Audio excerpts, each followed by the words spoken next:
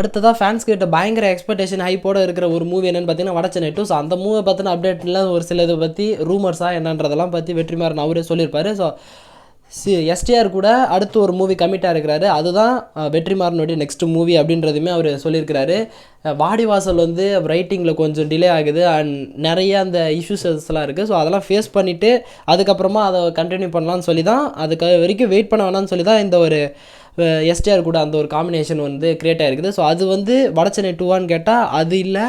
வடச்சென்னை 2ல் வந்து தனுஷ் தான், அவர் அன்பின் எழுச்சி தான் அப்படின்றதுமே கிளியராக சொல்லிட்டாரு. அப்போ இப்போ சொல்கிற அந்த வெற்றிமாறன் அண்ட் எஸ்டிஆர் இந்த காம்போ மூவி என்னன்னு பார்த்தீங்கன்னா, அந்த வடச்சென்னை அந்த ஃப்ரான்சிஸ்குள்ளார வருது. அதாவது அதில் இருக்கிற கேரக்டர்ஸஸ் ஒரு சில அந்த ரிசம்பிளன்ஸ்லாம் இருக்கும்.